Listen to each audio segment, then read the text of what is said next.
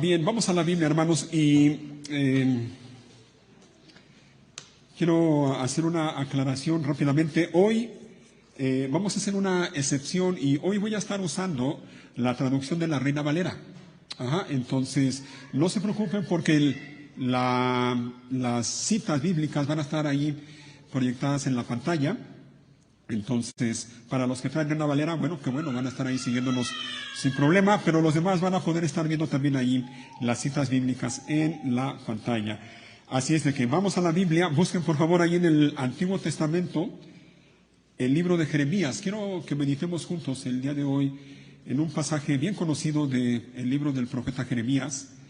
Jeremías capítulo 18 y vamos a leer los versículos del 1 al 6.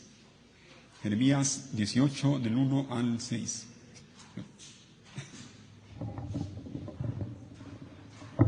No sé para dónde será bueno moverme. Voy a moverme tantito para acá para que la pantalla se vea completa. Jeremías capítulo 18, versículos del 1 al 6. Bien, creo que ya lo tienen listo la mayoría.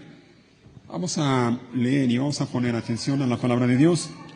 Dice así la palabra de Dios, versículo 1. Palabra de Jehová que vino a Jeremías diciendo: levántate y vete a casa del alfarero, y allí te haré oír mis palabras. Y descendí a la casa del alfarero, y he aquí que él trabajaba sobre la rueda, y la vasija de barro que él hacía se echó a perder en su mano, y volvió y la hizo otra vasija según le pareció mejor hacerla.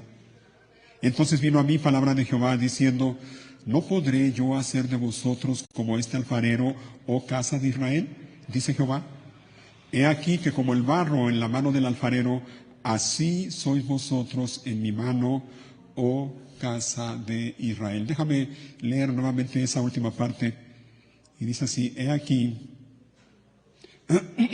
perdón, que como el barro en la mano del alfarero, así sois vosotros en mi mano, oh casa de Israel. Hasta ahí nada más.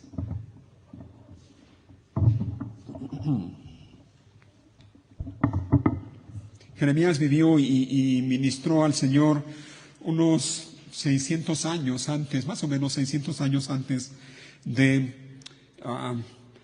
Cristo.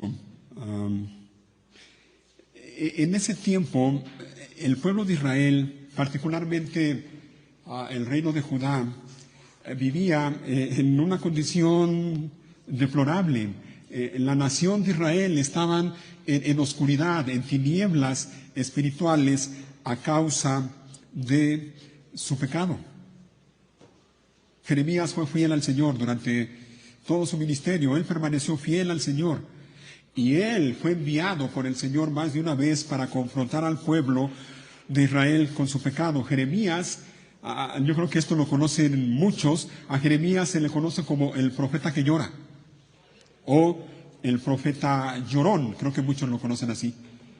Y la razón es que Jeremías constantemente se dolía y lloraba al ver la condición en la que estaba su pueblo. Él lloraba delante de Dios al ver la triste condición en la que estaba el pueblo de Israel. De entre todos los mensajes que el Señor le dio a Jeremías para que Jeremías fuera y lo transmitiera al pueblo de Israel, está este que hemos leído. Le da una orden clara, sencilla, pero clara. Levántate, versículo 2, y vete a casa del alfarero. Y Jeremías obedeció, sin pestañear, sin refunfuñar, sin preguntar por qué. Se fue a la casa del alfarero. Llegó a la casa del alfarero y vio lo que el alfarero estaba haciendo. Pero el Señor no solo le dijo eso, versículo 2 nuevamente, le dice: levántate y vete a la casa del alfarero y allí te haré oír mis palabras. Me encanta esa frase, como el Señor le dice a Jeremías: allí te haré oír mis palabras. Mira, en un tiempo de oscuridad espiritual en el que se enfrentaba, en el que estaba la nación de Israel, en un tiempo de profunda oscuridad en Israel a causa de su pecado y en un tiempo también de incertidumbre por parte de Jeremías al ver cómo estaba el pueblo en general y al ver cómo parecía, y subrayo, parecía que Dios estaba distante y que Dios no tenía cuidado de lo que estaba pasando en Israel. En ese tiempo, tanto para el pueblo como para Jeremías, el Señor tenía una palabra. Allí te voy a hacer oír mis palabras. Un tiempo de oscuridad espiritual, repito, a causa del pecado, y un tiempo de incertidumbre para Jeremías. Dios tenía preparado para él una palabra, un mensaje. Hermanos, amigos que están aquí, Dios tiene en este momento, en esta hora, una palabra para ti también. Para ti, para mí, para nosotros. Independientemente de las circunstancias que rodeen tu vida, yo no sé cómo esté tu vida en este momento, yo no sé cómo viviste en la semana, yo no sé cómo estás ahora aquí en este lugar, pero sí quiero decirte esto, independientemente de las circunstancias que rodean tu vida, Dios tiene una palabra para ti el día de hoy.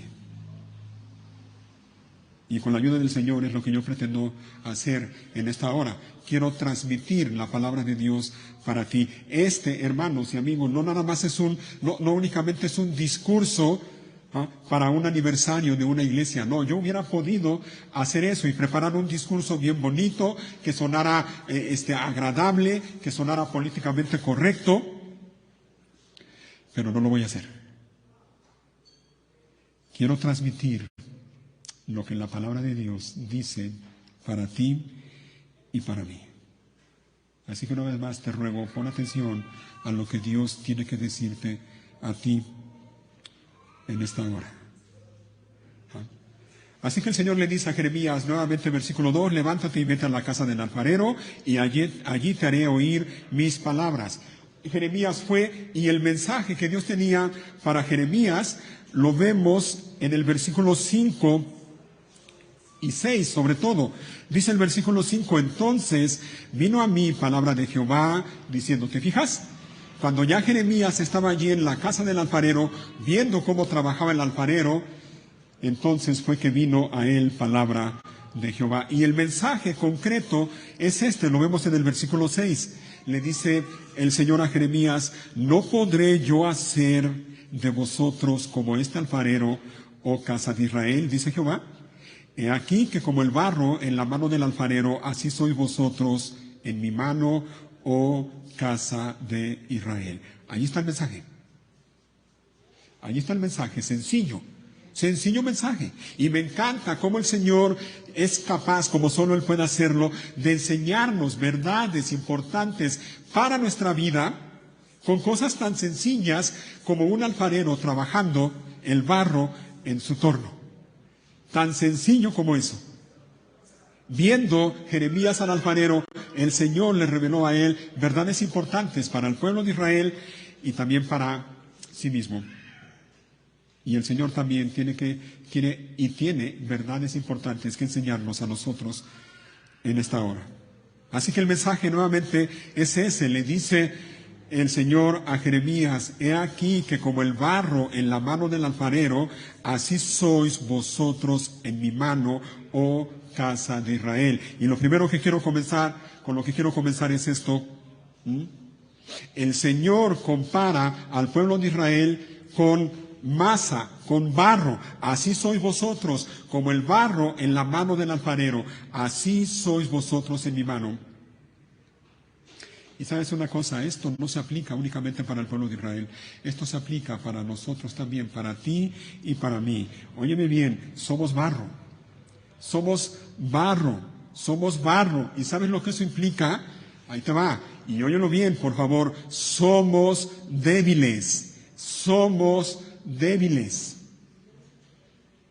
Si tú tienes la idea, equivocada por cierto, de que eres fuerte, de que en ti hay un gran potencial, déjame decirte que estás completamente equivocado. Somos débiles, somos torpes, somos frágiles. Eso es lo que somos. Comenzamos el culto leyendo el Salmo 103, ¿recuerdan? Y uno de los versículos del Salmo 103 dice así, porque Él, es decir, Dios, conoce nuestra condición, se acuerda de que somos polvo. Dios conoce nuestra condición y se acuerda de que somos polvo. Otra traducción dice en ese mismo versículo, Él sabe lo débiles que somos, se acuerda de que somos tan solo polvo. Hermanos y amigos que están aquí, mira, lo mejor que podemos hacer tú y yo cada día, lo mejor por nuestro bien, para nuestro bien, es vivir cada día conscientes de esta realidad. Somos débiles, no somos fuertes, no lo somos. No lo somos. Quítate de la mente esa idea, si es que la tienes. No somos fuertes, somos débiles. Somos barro, somos polvo, somos polvo, somos barro, pero somos barro, óyelo bien, que estamos en las manos de Dios. Somos barro en las manos de Dios y Él está trabajando en nosotros. Y esa obra, como dice el apóstol Pablo en su carta a los Filipenses, esa buena obra que Él ha comenzado a hacer, la está perfeccionando y la perfeccionará hasta el día de Jesucristo. Filipenses 1. El Señor está trabajando con nosotros. El Señor está obrando en nosotros, en tu vida y en mi vida. En tu vida individual, en tu vida familiar, en tu vida matrimonial, en tu vida ministerial, para los que tenemos el privilegio de servir al Señor. El Señor está trabajando en nuestra iglesia. Somos barro en sus manos. Y repito, lo mejor que podemos hacer por el bien de nosotros es tener presente esto cada día. No somos fuertes. No somos fuertes. Somos débiles. Somos torpes. Somos frágiles. Dependemos de Él. Dependemos de Él en todo momento. Así que Jeremías recibe la orden del Señor, levántate y ve a la casa del alfarero. Dice Jeremías en el versículo 3, y descendí a la casa del alfarero, y he aquí que él trabajaba sobre la rueda. Déjame mencionar esto una vez más. Mira, en un tiempo donde parecía, otra vez subrayo esa palabra, parecía que Dios se había olvidado de su pueblo, en un tiempo donde parecía que Dios estaba lejos de su pueblo, Dios le muestra a Jeremías que no era así. Lo primero que ve Jeremías al llegar a la casa del alfarero es al alfarero trabajando con el barro. Dios tenía que enseñarle eso a Jeremías. Estoy trabajando, estoy obrando. No estoy distante, no estoy lejos, no estoy ausente de lo que pasa, estoy al tanto y estoy obrando. Dios le muestra a Jeremías que no está lejos de su pueblo. Dios le muestra a Jeremías que no es así. Probablemente Jeremías pensaba eso. ¿Y qué pasa, Señor? ¿Estás distante? ¿No escuchas? Y Dios le muestra a Jeremías que no era así. Dios no estaba lejos de su pueblo, ni siquiera se había olvidado de él. Todo lo contrario, todo lo contrario. Israel estaba en las manos de Dios y Dios estaba trabajando en él. Y otra vez, déjenme comentarlo, miren, independientemente de cuál sea la situación en tu vida, óyelo bien, Dios no está lejos ni se ha olvidado de ti. Y no solo eso, toda tu vida, óyelo bien, toda tu vida está en las manos de Dios, quien es poderoso y soberano. Dios está trabajando en tu vida y Él tiene el control absoluto en todo lo que pasa en tu vida.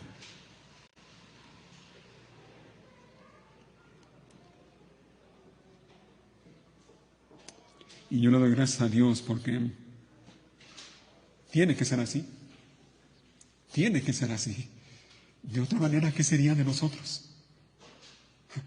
Todos pasamos diferentes circunstancias en nuestra vida, en nuestra familia, todos.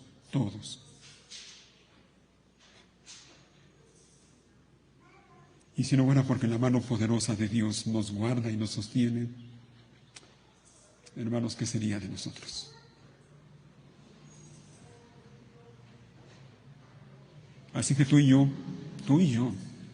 podemos vivir cada día completamente seguros de que toda nuestra vida está en las manos de Dios. Podemos decir lo mismo que dice David en el libro de los Salmos: en paz me acostaré y asimismo dormiré, porque solo tú, Jehová, me haces vivir confiado. Salmos 4:8. O como dice el Salmo 3, versículo 5, yo me acosté y dormí y desperté porque Jehová me sustentaba. Es así, no hay otra explicación. Es así. Así que esta noche, mira, tú que estás aquí oyendo esto, independientemente, repito, de las circunstancias en tu vida, esta noche tú puedes dormir sabiendo que el soberano y todopoderoso Dios no está lejos. No está lejos, ni se ha olvidado de ti, no se ha olvidado de ti. Tú y yo podemos vivir cada día confiados, sabiendo que independientemente de las circunstancias a nuestro alrededor, nuestra vida está en sus manos y Él está trabajando. Yo le doy gracias a Dios por este pasaje, porque este pasaje en los últimos días ha sido de bendición para mi vida. En mi familia han pasado cosas y algunos de ustedes las conocen. En mi familia, y cuando digo mi familia me refiero por ejemplo, a mi hermana y su familia, a su esposo Ezequiel, mi mamá, mi hermano que falleció hace un poco más de 2 meses. Y en todo eso yo puedo ver la mano de Dios obrando en mi vida. Dios no está lejos. Dios no está lejos. Y Él está trabajando. Así que allí está Jeremías, en la casa del alfarero, viendo cómo el alfarero está trabajando, y de pronto dice el versículo 4, y la vasija de barro que él hacía, se echó a perder en su mano. Gracias, Kina. Mira, pon atención a esto. Y la vasija de barro que él hacía, se echó a perder.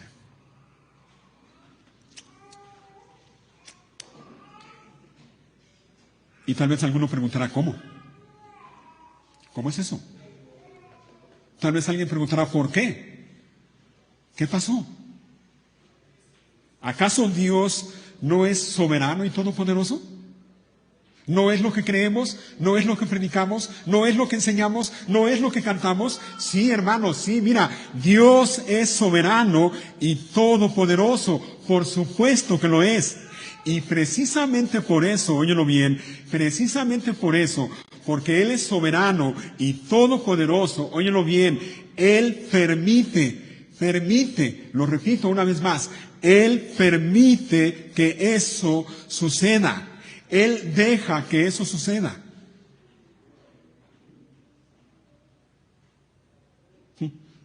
Ni tú ni yo en muchas ocasiones sabemos por qué. Nos preguntamos por qué. ¿Por qué pasa esto en mi vida? ¿Por qué? ¿Por qué? No lo sabemos. Y muchas veces probablemente ni siquiera vamos a saberlo. Pero Dios sí sabe. Él es soberano, Él es todopoderoso. Y precisamente por eso Él permite que sucedan cosas en nuestra vida. Dice la Biblia, por ejemplo, en Daniel capítulo 4, versículo 35, todos los habitantes de la tierra son considerados como nada, y Él, es decir, Dios, Él hace su voluntad en el ejército del cielo y en los habitantes de la tierra, y no hay quien detenga su mano y le diga, ¿qué haces? ¿Qué haces? Él hace su voluntad porque es soberano y todopoderoso. ¿Ah? Nuestro Dios está en los cielos y hace lo que le place. Salmo 115. Él es soberano. ¿Ah? La vasija se echó a perder. Y nuevamente la pregunta sería, ¿por qué? ¿Por qué? Mira, dos cosas. Déjame mencionar brevemente dos cosas de por qué en ocasiones la vasija se rompe. La primera, mira, leyendo el libro de Jeremías, y te recomiendo que lo leas, léelo de principio a fin, léelo. Leyendo el libro de Jeremías es fácil darse cuenta de lo que ocurrió con el pueblo de Israel. Claramente vemos la causa de esto. Una palabra, 3 sílabas, 6 letras. Pecado. Pecado. Pecado. El pecado de Israel en tiempos de Jeremías consistió básicamente en dos cosas. Ellos se rebelaron en contra de Dios y esa rebelión los llevó a abandonar a Dios, a alejarse de Dios y, lo que es peor, hacerse o buscarse dioses, ídolos. Tan terrible era la situación que había en Israel en tiempos de Jeremías, que mira lo que el Señor dice aquí mismo en Jeremías, capítulo 2, versículo 12. Jeremías 2, 12. Me muevo tantito para acá para que lo vean ahí en la pantalla, creo que va a aparecer. Mira cómo el Señor dice: espantaos cielos sobre esto, y horrorizaos, desolaos en gran manera, dijo Jehová. ¿Por qué? Aquí viene, mira. Porque dos males ha hecho mi pueblo. Me dejaron a mí fuente de agua viva y cavaron para sí cisternas rotas que no retienen agua. Ahí está el pecado de Israel. Me dejaron a mí, dice el Señor. Se rebelaron en contra de mí. Y me dejaron. Abiertamente, neciamente, tercamente. Y si tú lees Jeremías, repito, te vas a dar cuenta como más de una vez el pueblo de Israel dice claramente: no te serviremos. Ellos levantan el puño delante de Dios, desafían a Dios y le dicen: no te serviremos. Se rebelaron en contra de Dios, se alejaron en contra de Dios y buscaron dioses falsos, ídolos.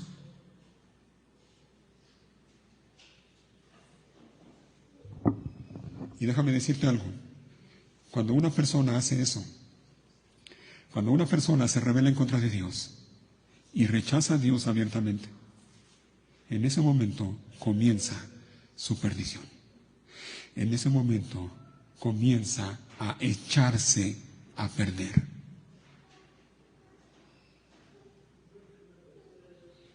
El pecado de Israel los llevó a rebelarse contra Dios y abandonarlo. Y lo que es peor, los llevó a buscar dioses falsos. Y en el momento en que hicieron eso, se echaron a perder. Su pecado los echó a perder. Y esto nos enseña algo a ti y a mí. Óyelo bien, grábatelo, óyelo bien. El pecado puede echar a perder tu vida. Grábate esto, por favor. El pecado puede echar a perder tu vida personal, tu vida familiar, tu vida matrimonial, tu ministerio. El pecado va a echar a perder tu vida.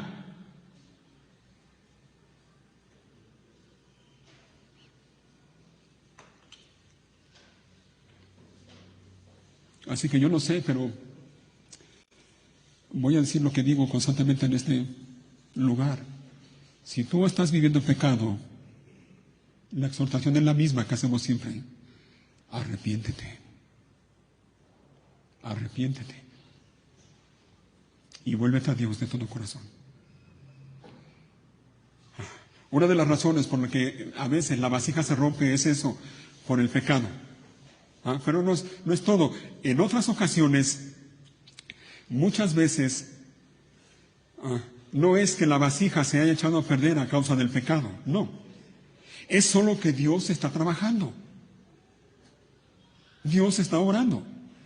Y repito lo que comenté hace un rato, esa buena obra que Él ha comenzado, la está perfeccionando.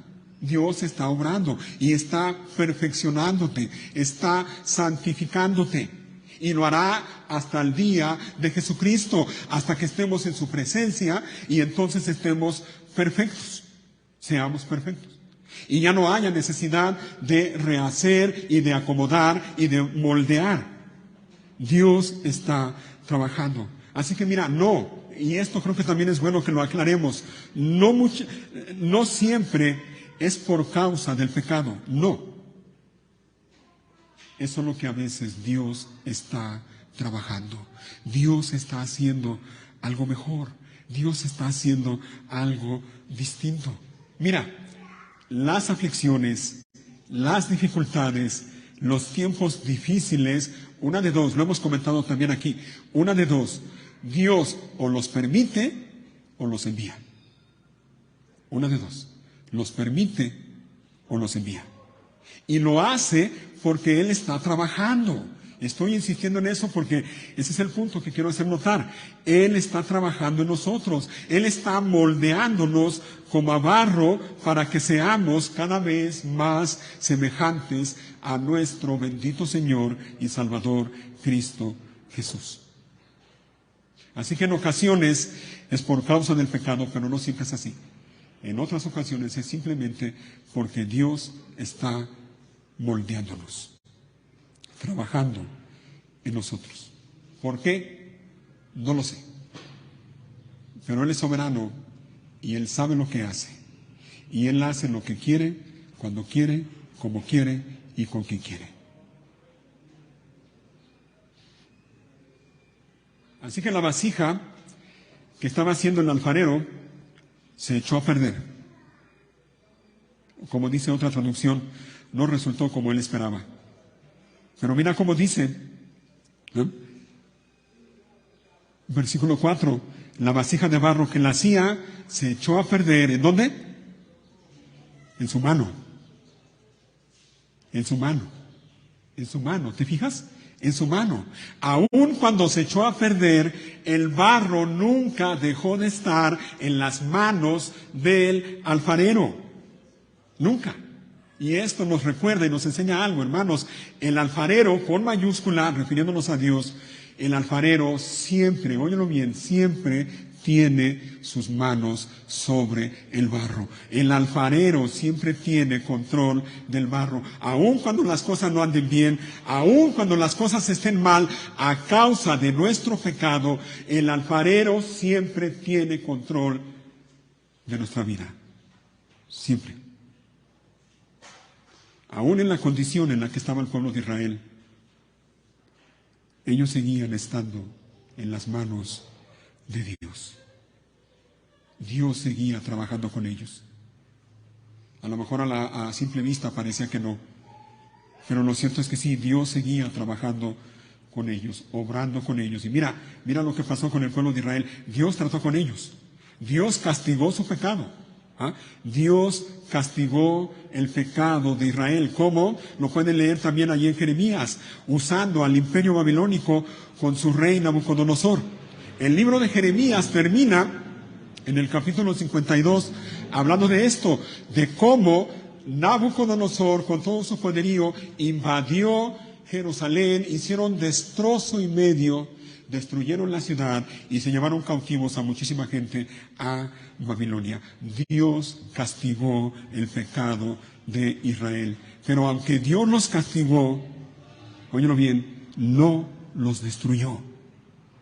Dios los castigó, pero no los destruyó. De hecho, Dios tuvo misericordia de ellos. De hecho, el castigo que les impuso mostraba la misericordia de Dios para con ellos. Sí, Dios castigó su pecado, pero también tuvo misericordia de ellos.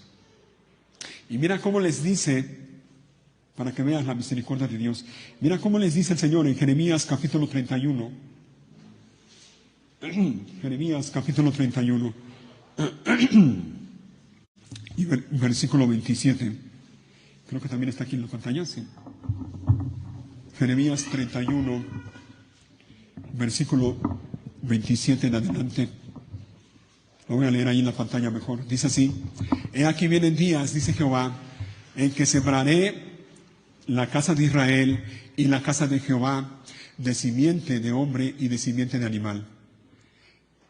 Y así como tuve cuidado de ellos para arrancar y derribar y trastornar y perder y afligir, tendré cuidado de ellos. ¿Te fijas? Mira, esto es maravilloso. Tendré cuidado de ellos para edificar y plantar, dice Jehová. En aquellos días no dirán más: los padres comieron las uvas agrias y los dientes de los hijos tienen la dentera, sino que cada cual morirá por su propia maldad. Los dientes de todo hombre que comiere las uvas agrias tendrán la dentera. He aquí vienen días, dice Jehová, en los cuales haré nuevo pacto con la casa de Israel y con la casa de Judá. No como el pacto que hice con sus padres el día que tomé su mano para sacarlos de la tierra de Egipto, porque ellos invalidaron mi pacto, aunque fui yo un marido para ellos, dice Jehová. Pero este es el pacto que haré con la casa de Israel después de aquellos días, dice Jehová. Daré mi ley en su mente y la escribiré en su corazón, y yo seré a ellos por Dios y me serán por pueblo. Y no enseñará más ninguno a su prójimo, ni ninguno a su hermano, diciendo: conoce a Jehová, porque todos me conocerán, desde el más pequeño de ellos hasta el más grande, dice Jehová. Porque perdonaré, mira, perdonaré la maldad de ellos y no me acordaré más de su pecado. ¿Te fijas? Dios estaba obrando en ellos. Castigó su pecado, sí, pero tuvo misericordia de ellos. Israel estaba en las manos de Dios y Dios estaba obrando. Tu vida está en las manos de Dios y Dios está obrando contigo. Así que la vasija se echó a perder en la mano del alfarero, pero no es todo lo que dice. Nuevamente el versículo 4 de Jeremías 18. La vasija de barro que él hacía se echó a perder en su mano, y volvió y la hizo otra vasija. Y volvió y la hizo otra vasija. Mira, en el caso de Israel, Israel se corrompió a causa de su pecado. Israel se echó a perder a causa de su pecado. Pero aún así, repito, ellos seguían estando en las manos de Dios. Y Dios trató con ellos, castigó su pecado, y tuvo misericordia de ellos al final. Y Dios haría más adelante un pacto, un nuevo pacto con ellos, como lo acabamos de leer. Ahora, con respecto a esto, mira, dos cosas con respecto a esto. Número uno, en cuanto al pecado. Número uno, en cuanto al pecado.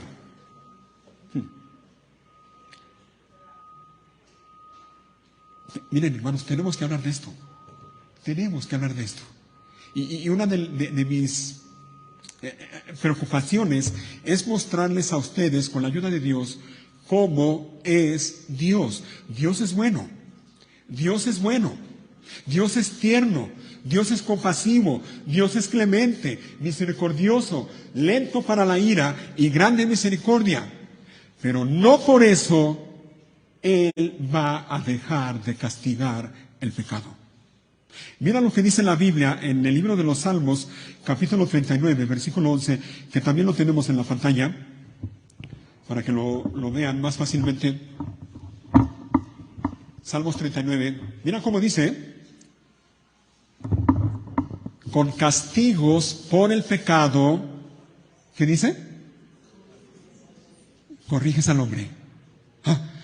Velo otra vez, mira, con castigos. Con castigos. Dios castiga el pecado. Con castigos por el pecado corriges, ¿te fijas? Y la idea es la misma. Vuelves a hacerlo de nuevo, lo amoldas, corriges al hombre y deshaces como polilla lo más estimado de él. Hasta allí nada más. Así que, vuelvo y repito, Dios es bueno Dios es misericordioso, Dios es compasivo, pero Él castiga el pecado. Dios es tierno, Dios es amable, Dios es misericordioso, Dios es compasivo, pero también Dios es santo, Dios es justo, y óyelo bien, Dios es severo. Dios es severo. Dice el apóstol Pablo en Romanos capítulo 11, versículo 22, mira pues la bondad y la severidad de Dios. Mira la bondad y la severidad de Dios. Dios es bueno, pero también es severo.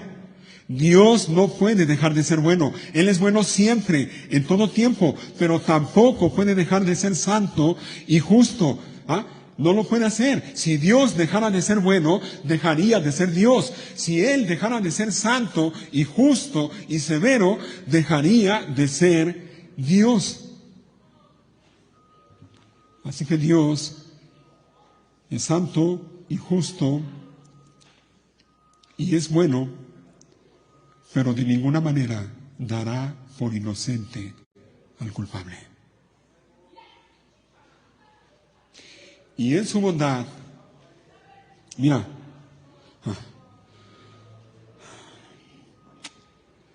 en su bondad a Dios le gusta perdonar. Es más, dice la Biblia que Él se deleita en perdonar. Dios disfruta en mostrar misericordia. Por ejemplo, hay un pasaje que dice el Señor, deje el impío su camino y el hombre inicuo sus pensamientos y vuélvase al Señor, el cual será amplio en perdonar. Así que Dios perdona el pecado, pero también Dios castiga el pecado. Y cuando castiga el pecado, Dios nunca, óyelo bien, nunca lo hace con placer. Dios nunca es cruel, grábate esto, Dios nunca es cruel, Dios nunca se duele del castigo, no lo hace, no. Y ahora, ¿saben cuál es la realidad? La realidad triste es que son muchas las personas que Dios no puede ser así. Dicen, no puede ser. ¿Cómo? Pero si Dios es amor, si Dios es bueno, ¿cómo puede ser severo también? Lo es. ¿Cómo lo hace? No lo sé. Pero Dios es bueno y severo. Y quienes piensan que Dios solamente es bueno y que Dios es un Señor bonachón que mira desde el cielo y dice, ay, mis hijitos, no pasa nada, no se preocupen. Quienes piensan así no conocen a Dios. Así que mira, por un lado, reconoce la bondad de Dios y dale gracias a Dios y alábale. Pero al mismo tiempo reconoce la severidad de Dios y teme delante de Él. Camina en temor delante de Él. Eso es en cuanto al pecado, pero en cuanto a las aflicciones, mira, una de las razones por las cuales Dios permite o envía las aflicciones a nuestra vida es porque, ya lo dijimos, porque Él está trabajando en nosotros. Y repito, la mayoría de las veces no sabemos lo que Dios está haciendo. No lo sabemos. Es más, en ocasiones no tenemos ni idea de lo que Dios está haciendo. La mayoría de las veces no sabemos y a veces preguntamos, ¿por qué? No lo sabemos. Ahora, lo que sí sabemos, y de hecho podemos vivir seguros de esto, es que estamos en las manos de Dios.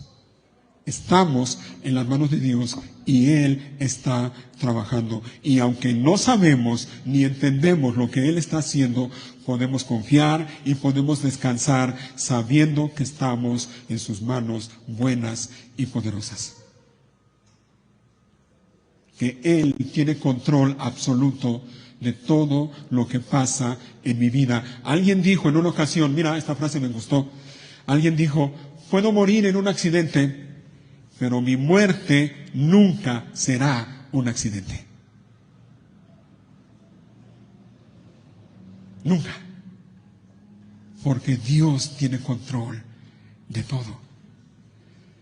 Así que podemos confiar y descansar sabiendo que Él sabe lo que hace. Él sabe lo que hace. Él sabe lo que hace. Yo no. Y probablemente tú tampoco. Pero Él sabe lo que hace.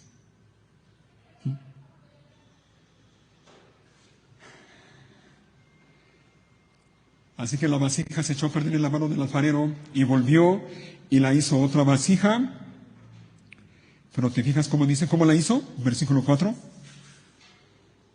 Y al final del 4, y volvió y la hizo otra vasija, ¿según qué?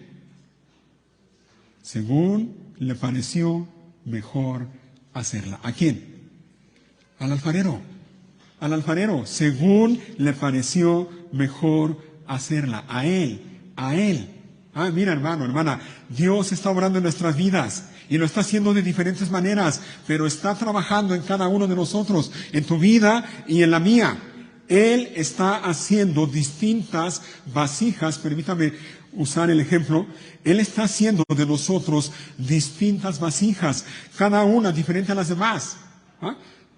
Tu vida es diferente a la mía. Dios está obrando de manera distinta a la mía, pero Dios está obrando en cada uno de nosotros de manera diferente. En cada uno de nosotros con propósitos distintos. Pero todos, óyelo bien, todos estamos siendo moldeados según le parece mejor a Él. Todos somos vasijas en las manos del alfarero. Vasijas hermosas, por cierto. Pero todos estamos siendo moldeados según le parece mejor a Él. Y todo para su gloria. Dios está moldeándonos, Dios está formándonos, puliéndonos según le parece mejor a Él, según su voluntad, para hacernos como Él quiere que seamos. Óyelo bien, no es según como tú quieras, no es como a ti te gustaría, no es así, no lo es, no lo es. No es como a ti te gustaría que fuera tu vida, o tu familia, o tu ministerio, o tu iglesia, o tu matrimonio. No, es como a Él mejor le parece. Y para hacerlo como a Él mejor le parece, Él está obrando en nosotros. Quiere que seamos cada vez más y más semejantes al carácter de Cristo Jesús. Así que no es como yo quiero, no es como mejor me parece a mí, no es según mi voluntad, es como Él quiere, es como Él quiere. Y una de las oraciones que siempre debe estar en labios de todo verdadero creyente es esta, la misma que Jesús hizo la noche que fue arrestado allá en el huerto de Getsemaní. Señor, no se haga como yo quiera, sino como tú quieres. Y todo, Padre, para alabanza de la gloria de tu gracia. ¿Te fijas? Dios está obrando y lo está haciendo como Él quiere, como Él quiere. Y te aseguro una cosa, lo que Él quiere para tu vida es lo mejor para tu vida. Hermanos, miren, no tiene sentido, no tiene ningún sentido. Es necio estar comparándonos con otros. Es necio estar cuestionando a Dios y preguntándonos por qué. Y diciéndole a Dios, Señor, ¿por qué? ¿Por qué permites esto en mi vida? ¿Por qué a mí y a Él no? ¿Por qué mi vida está como está y Él, que ni siquiera te ama, ni te sirve, ni te alaba, está como si nada? ¿Por qué mientras a mí me quebrantas, a aquel lo bendices de esa manera? No tiene sentido hacer eso. No tiene sentido estar comparándonos unos con otros. Porque mi vida está como está y mira la de fulanito. Ni sufre ni se acongoja.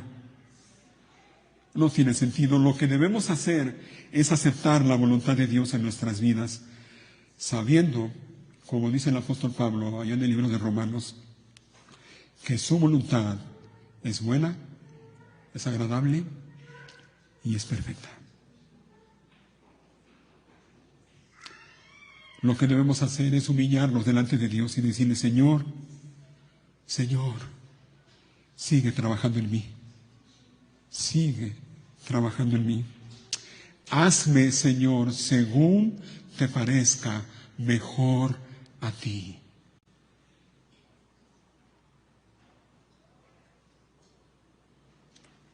Así que tu vida, tu familia,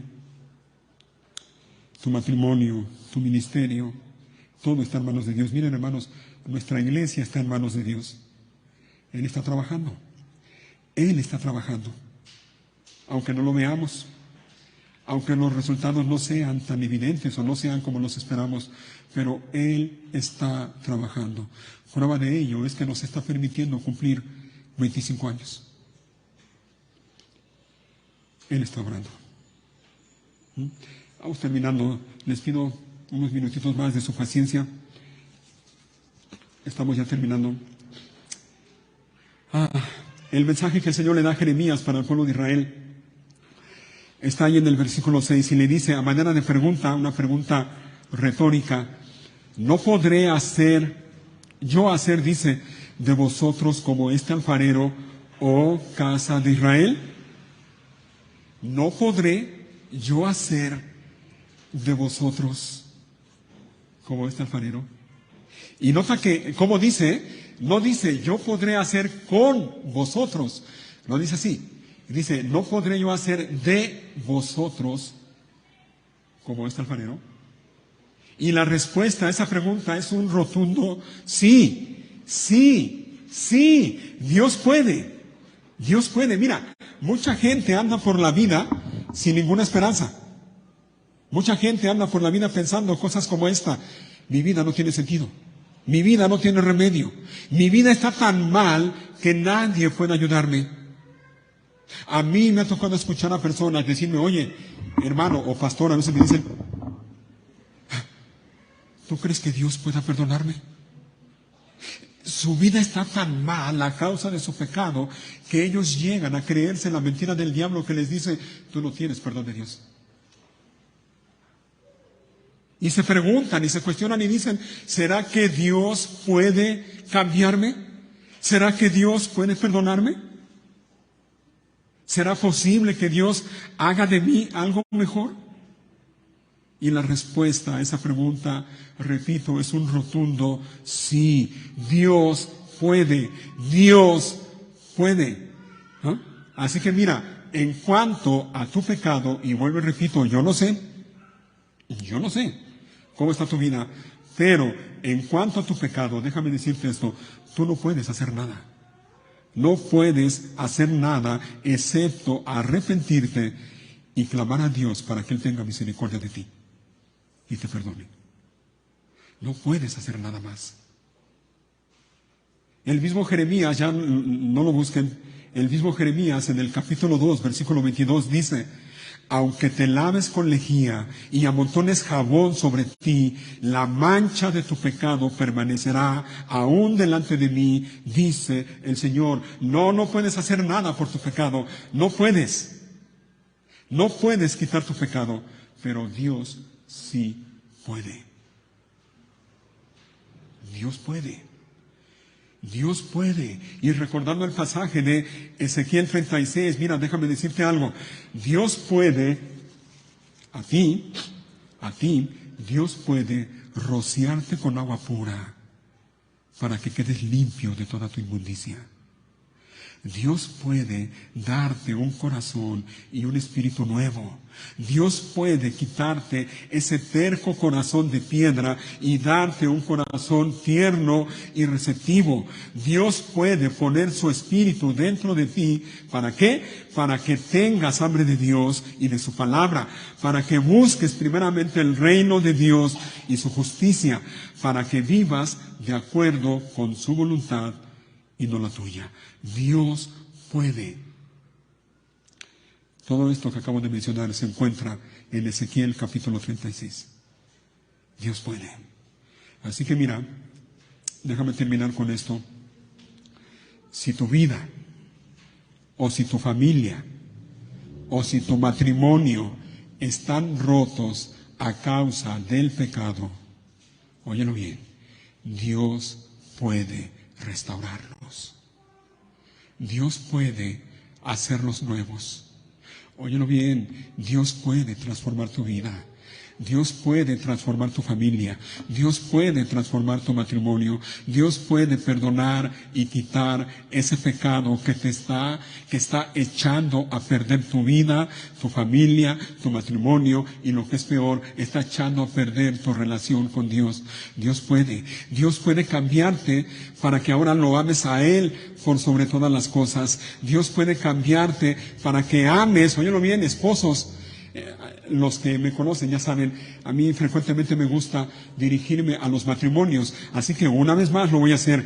Esposos que están aquí, óyelo bien, Dios puede cambiarte para que ames a tu esposa, así como Cristo amó a la iglesia y se entregó por ella. Dios puede cambiarte para que la sustentes y la cuides, para que la trates, óyelo bien, como a vaso más frágil, para que no seas áspero con ella, para que le seas fiel, óyelo bien, para que le seas fiel a ella nada más, para que cumplas con ella tus votos matrimoniales. Dios puede cambiarte.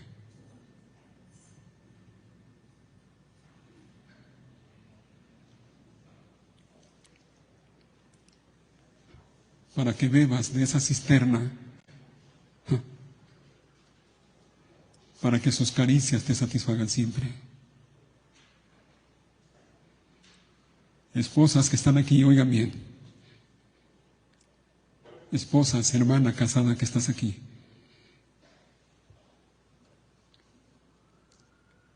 Dios puede cambiarte.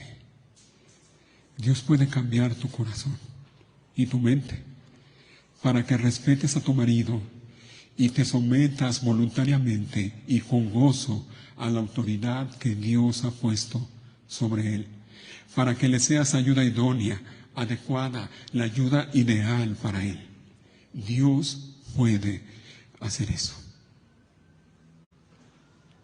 Jóvenes que están aquí, Dios puede cambiar tu corazón y tu mente para que ya no vivas en pecado, para que ya no vivas en fornicación.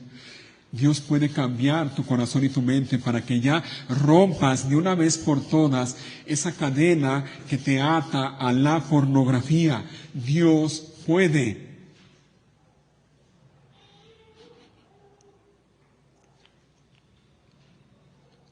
Así que pregunto,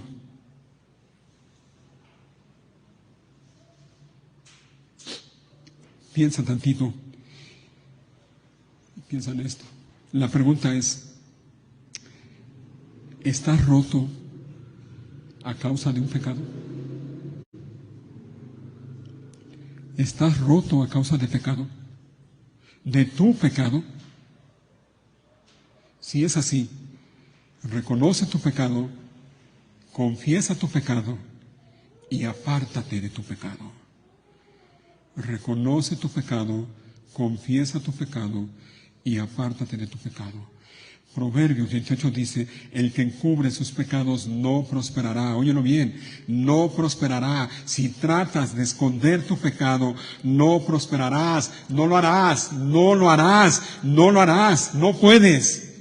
Y no solo no prosperarás, en vez de eso vas a ir de mal en peor y cada vez vas a ir haciendo cosas peores y cada vez vas a ir echando más y más a perder tu vida.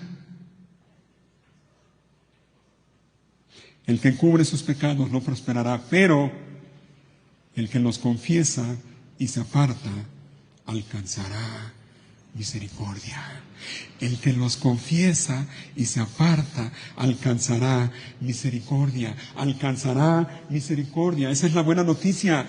Esa es la buena noticia para ti y para mí. Hay misericordia. Hay perdón de pecados en Cristo Jesús. Lo hay. Lo hay. ¿Qué tienes que hacer? Confiesa tu pecado, arrepiéntete y apártate. Así que ven a Cristo en arrepentimiento y fe. Ven a Cristo en arrepentimiento y fe. Y Él hará de ti una nueva vasija. Ven a Dios a través del único camino que hay, que es Cristo Jesús. y Él hará de ti una nueva vasija. Segunda de Corintios 5:17. De modo que si alguno está en Cristo, nueva criatura es. Las cosas viejas pasaron, he aquí, todas son hechas nuevas. Todas son hechas nuevas. Dios puede hacer eso en tu vida. Y si tú no estás en pecado, pero estás atravesando aflicción, dolor, dificultades en tu vida, en vez de preguntarte por qué, o en vez de quejarte, ora a Dios cada día y dile al Señor: Señor, sigue trabajando en mí, moldéame y hazme como a ti mejor te parezca. Hazme según tu voluntad. Hazme un siervo para tu gloria. Amén. Pónganse de pie, por favor. Vamos a orar.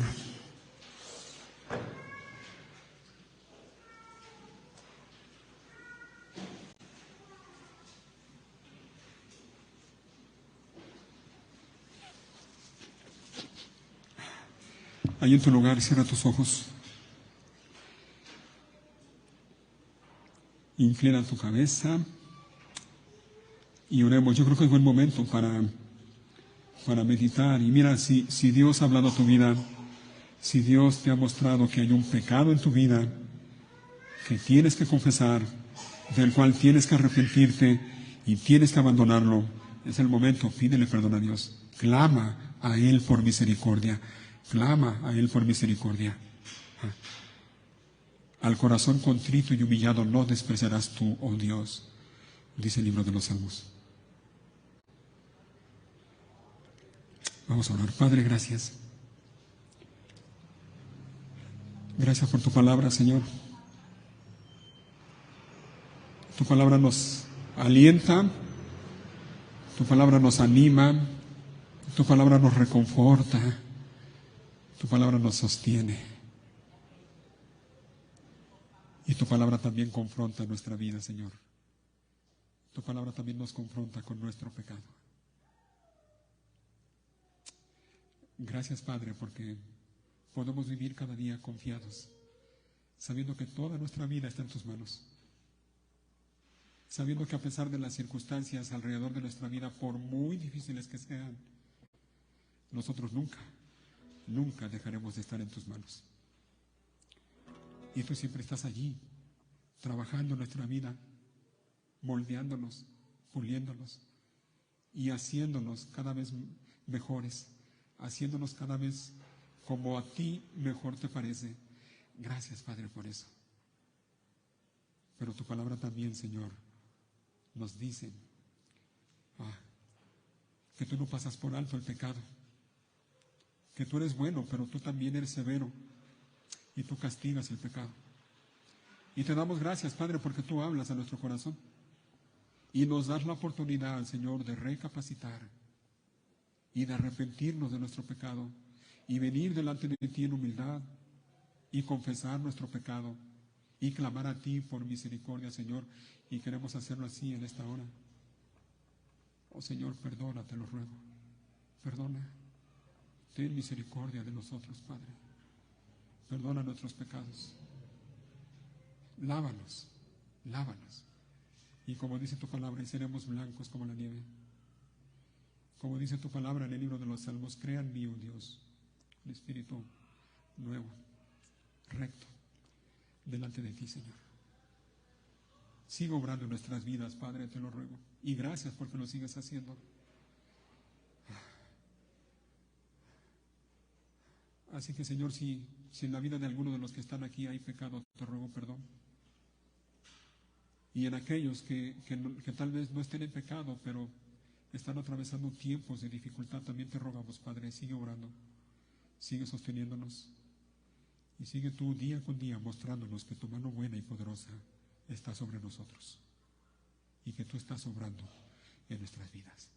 Gracias entonces, Padre, porque podemos vivir cada día confiando en esto. Gracias, porque tú puedes hacernos nuevas vasijas. No como nosotros creemos que es lo mejor, sino como tú sabes que es lo mejor. Así que, Padre, a ti y solo a ti sea la gloria y la honra debida a tu nombre. Oramos, Señor, en el nombre precioso de nuestro Señor y Salvador, Cristo Jesús. Amén.